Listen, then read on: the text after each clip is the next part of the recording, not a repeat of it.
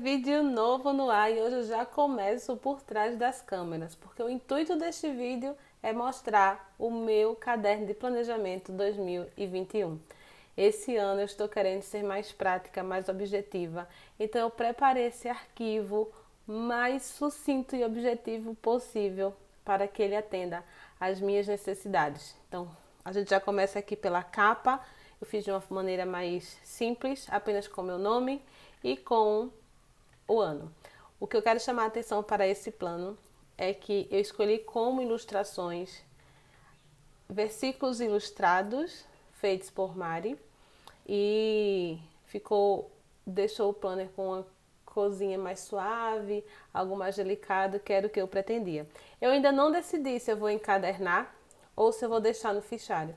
Por isso as folhas estão soltas, eu estou prendendo com esse clipe aqui enquanto eu não decido o que vou fazer. Provavelmente vai ser fichário, mas até lá eu venho mostrar para vocês também como vai ficar. Então vou mostrar o interior, vou fechar aqui para o lado e a gente começa com os dados pessoais. Aqui eu tenho a mensagem que abre o plano, ele sabe qual é o plano, Jeremias 29:11. No verso eu tenho os dados pessoais, eu também posso deixar os dados pessoais na frente e a mensagem atrás, não vai interferir. Nos dados pessoais eu coloquei o mais sucinto também, meus dados, telefone e e-mail, escola, telefone da escola, o e-mail da escola, a turma e o turno. Aqui o horário, eu deixei esse espaço aqui reservado para alguma reposição, alguma atividade extra que eu peça, então eu já deixei aqui o espaço caso haja necessidade disso. Então aqui eu venho com o calendário anual, também aqui tem um versículo, deixei esse espaço para alguma anotação que seja importante. E no verso eu deixei espaço para o calendário escolar. Todo ano na escola a gente recebe o calendário escolar com as datas importantes do município, da escola. Então eu deixo sempre o espaço reservado para fazer a colagem. Aqui eu venho com os dados da turma, de cara eu já coloco aqui a quantidade. Isso aqui é muito útil na hora que a gente vai preparar uma atividade específica, uma lembrancinha, algum material específico. Então vai facilitar. E eu coloquei aqui bem sucinto o que é que eu preciso da turma. O nome, a data de nascimento deles e o telefone. Então eu vou ter no meu caderno aqui sempre à mão o contato da turma e eu posso ligar do telefone da escola. Isso facilita muito. Eu coloquei nas divisórias do mês, eu sempre coloco um papel neon. Eu coloco tanto isso, como também gosto de fazer as divisórias do bimestre. Porque quando eu viro assim do lado, eu sei que cada cor representa um mês. Então fica mais fácil. Então quando a gente chega em cada mês, eu vou ter sempre a mesma organização. Esse é o mês de janeiro. Eu fiz aqui um checklist para o mês de janeiro. Então eu posso listar aqui o que é que eu vou fazer.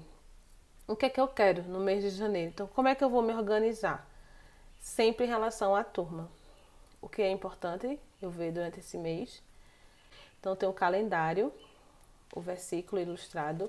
E no verso, todos os meses são sempre com o mesmo padrão.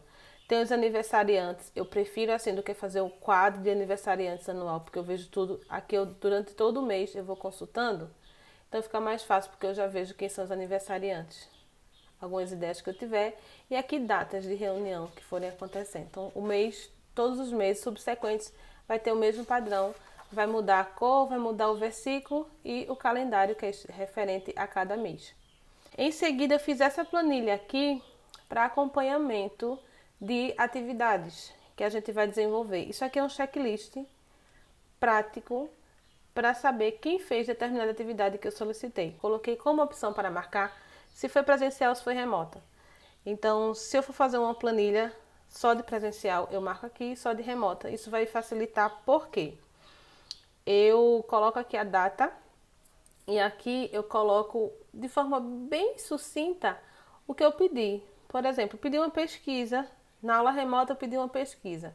Aqui eu coloco o ok para quem fez. Eu posso criar outra legenda, eu posso colocar o conceito. Dependendo, eu posso colocar uma nota, atribuir um conceito que faça referência e no final eu consiga ver quem é que está participando, quem é que está entregando.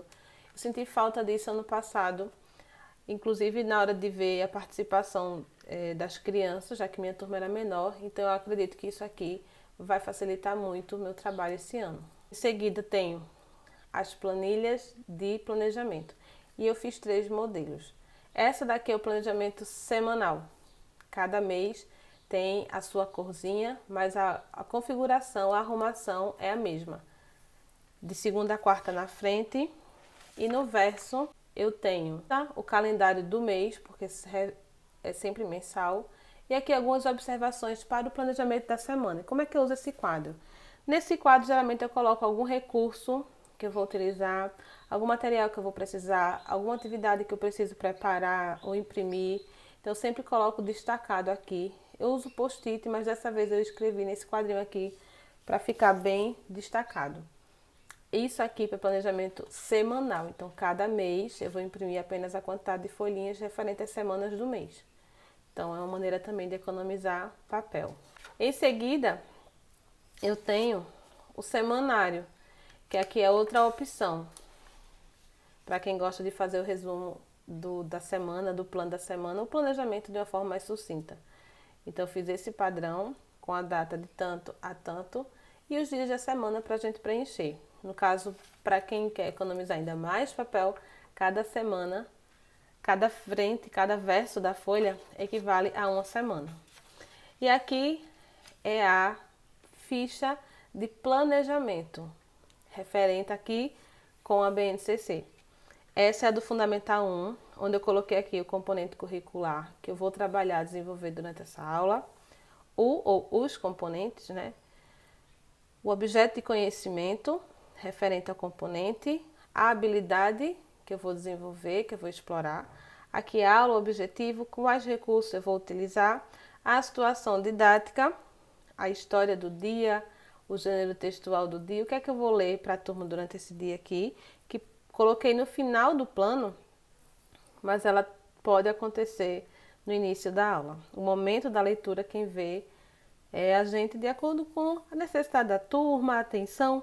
Isso vai muito do professor e da turma, do relacionamento que a gente vai criando durante o ano.